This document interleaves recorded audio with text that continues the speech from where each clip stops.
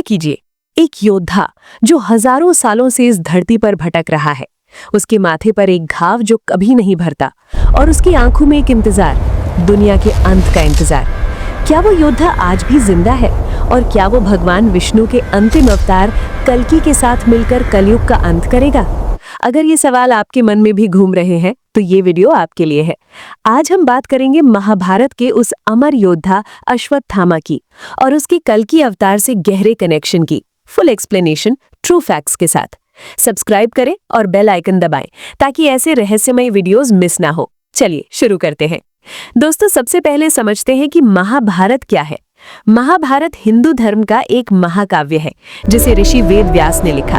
ये सिर्फ एक युद्ध की कहानी नहीं, बल्कि धर्म, अधर्म, कर्म और फल की गहरी फिलॉसफी है। इसमें कौरवों और पांडवों के बीच का महायुद्ध बताया गया है जो कुरुक्षेत्र में लड़ा गया। इस युद्ध में लाखों योद्धा मारे गए और ये कलयुग की शुरुआत का प्रतीक माना जाता है। अब बात करते हैं अश्वत्थामा की। अश्वत्थामा कौन थे? वो गुरु द्रोणाचार्य के पुत्र थे। द्रोणाचार्य पांडवों और कौरवों दोनों के गुरु थे, लेकिन युद्ध में वो कौरवों की तरफ से लड़े। अश्वत्थामा का जन्म एक विशेष तरीके से हुआ। पुराणों के अनुसार द्रोणाचार्य ने भगवान शिव की तपस्या की और शिव ने उन्हें एक पुत्र दिया जो घोड़े की तरह हिनहिनाते हुए पैदा हुआ, इसलिए नाम अश्वत्थामा। अश्व मतलब घोड़ा, थामा मतलब स्थिर। उसके माथे पर एक मणि थी जो उसे अमर जैसी शक्ति देती थी। वो ब्रह्मास्त्र जैसी दिव्य अस्त्रों का जानकार था और महाभारत में एक महान योद्धा के रूप में जाना जाता है। लेकिन दोस्तों, अश्वत्थामा की कहानी ट्रैजिक है। युद्ध के दौरान जब द्रोणाचार्य को ये झूठी खबर मिली कि उनका बेटा मारा गया जबकि वो अश्वत्थामा नाम का हाथी था, तो द्रोणाचार्य ने हथियार डाल दिए और भीष्म की तरह ध्यान में बैठ गए। यदि मैं आपसे कहूं जो अश्वत्थामा मरा है वो वास्तव में आपका पुत्र नहीं, एक हाथी। तब द्रौपदी के भाई धृष्टद्युम्न ने उनका वध कर दिया। ये सुनकर अश्वत्थामा क्रोधित हो गया। युद्ध खत्म होने के बाद रात के अंधेरे में वो पांडवों के शिविर में घुसा और सोते हुए पांडवों के पुत्रों यानी उप पांडवों को मार डाला। ये एक बड़ा पाप था क्योंकि सोते हुए योद्धाओं पर हमला अधर्म माना जाता है। फिर क्या हुआ? अश्वत्थामा ने ब्रह्मास्त्र चलाया अभिमन्यु की पत्नी उत्तरा के गर्भ पर ताकि पांडव वंश खत्म हो जाए, लेकिन भगवान कृष्ण ने उस बच्चे यानी परीक्षित को बचा लिया।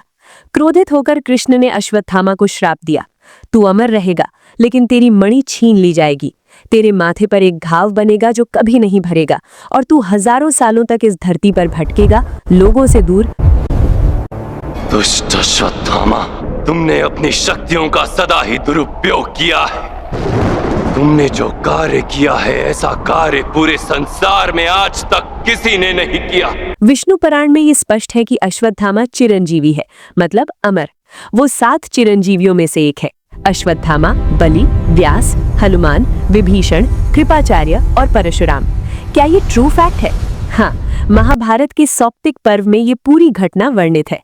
वेद व्यास ने लिखा कि अश्वत्थामा का ये कर्म अधर्म था, लेकिन उसकी अमरता एक श्राप बन गई। आज भी कुछ लोग दावा करते हैं कि अश्वत्थामा को जंगलों में देखा गया है, जैसे मध्य प्रदेश के असीरगढ़ किले में, लेकिन ये लोक कथाएं हैं। स्क्रिप्चर्स में उसका इंतजार कलयुग के अंत का बताया गया है। सोचिए, एक योद्धा जो 5000 साल से ज्यादा जी रहा है, क्या वो सच में कल्कि का इंतजार कर रहा है? अब आते हैं कल्कि अवतार पर। दोस्तों, हिंदू धर्म में भगवान विष्णु के 10 अवतार हैं, दशावतार। 9 अवतार हो चुके हैं: मत्स्य, कूर्म, वराह, नरसिंह, वामन, परशुराम, राम, बुद्ध। 10वां है कल्कि, जो कलयुग के अंत में आएगा। कल्कि पुराण में इसका विस्तार से वर्णन है, जिसे ऋषि अगस्त्य ने लिखा माना जाता है। कल्कि कौन होंगे? वो शंबला गांव में विष्णु, यश और सुमति के पुत्र के रूप में जन्म लेंगे। वो सफेद घोड़े देवदत्त पर सवार होंगे, हाथ में चमकती तलवार होगी और उनका काम होगा अधर्म का नाश करना। कलयुग में जब पाप चरम पर होगा, लोग झूठ बोलेंगे, हिंसा करेंगे, धर्म भूल जाएंगे, तब कल्कि आएंगे। वो एक महायुद्ध लड़ेंगे जहां दुष्ट राजाओं को मारेंगे और सत्य युग की शुरुआत करेंगे। True facts. भागवत पुराण में कल्कि का उल्लेख है। कल्कि नामना भगवान विष्णु कलयुग के अंत में अवतार लेंगे। कल्कि पुराण में डिटेल है। कल्कि को परशुराम से शिक्षा मिलेगी, वो शिव से अस्त्र लेंगे और इंद्र से मदद। वो 4 भाइयों के साथ आएंगे: कल्कि, प्रजापति आदि। उनका युद्ध कली यानी कलयुग के दानव से होगा और जीतकर वो दुनिया को नया रूप देंगे। लेकिन सवाल ये है कि महाभारत से कल्कि का क्या कनेक्शन है। महाभारत द्वापर युग का है, कल्कि कलयुग का, लेकिन चिरंजीवी ब्रिज है। महाभारत में कृष्ण कलयुग की शुरुआत करते हैं और कल्कि उसका अंत। अश्वत्थामा जैसे चिरंजीवी इस कनेक्शन को जोड़ते हैं। क्या आप जानते हैं कि कल्कि का अवतार कब होगा? पुराणों के अनुसार कलयुग 4,32,000 साल लंबा है और अभी सिर्फ 5,000 साल बीते हैं, तो इंतजार लंबा है। दोस्तों, अब मुख्य सवाल, अश्वत्थामा का रोल क्या है कल्कि अवतार में? ट्रू फैक्ट से शुरू करते हैं। कल्कि पुराण में अश्वत्थामा का डायरेक्ट मेंशन नहीं है। वहाँ परशुराम कल्कि के गुरु हैं जो उन्हें युद्ध कला सिखाते हैं। लेकिन हिंदू माइथोलॉजी की पॉपुलर इंटरप्रिटेशंस और लोक कथाओं में अश्वत्थामा समेत सभी चिरंजीवी कल्कि की मदद करेंगे। विष्णु पुराण में कहा गया है कि अश्वत्थामा अगले द्वापर युग में व्यास बनेंगे, लेकिन कलयुग के अंत में वो कल्कि के साथ जुड़ेंगे। कुछ सोर्सेज जैसे पुराणों की कमेंट्री और सद्गुरु जैसे स्पिरिचुअल टीचर्स की बातों में अश्वत्थामा कल्कि से 3 बार मिलते हैं।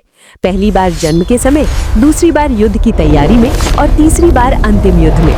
वो कल्कि को अपनी अमरता की वजह से गाइड करेंगे, क्योंकि अश्वत्थामा ने महाभारत का युद्ध देखा है। वो जानते हैं अधर्म क्या होता है। उनका रोल एक सहायक योद्धा का है जो कल्कि के साथ मिलकर दुष्टों का नाश करेगा। सोचिए, अगर अश्वत्थामा आज जिंदा है तो क्या वो हमें देख रहे हैं? उनका रोल हमें सिखाता है कि पाप का फल लंबा चलता है, लेकिन रिडेम्पशन संभव है। दोस्तों, ये थी अश्वत्थामा और कल्कि की पूरी कहानी, महाभारत से कल्कि तक का सफर, ट्रू फैक्ट्स के साथ। अगर आपको पसंद आया तो लाइक करें, शेयर करें और कमेंट में बताएं कि आप मानते हैं अश्वत्थामा जिंदा है। सब्सक्राइब कर चैनल को। जय श्री राम।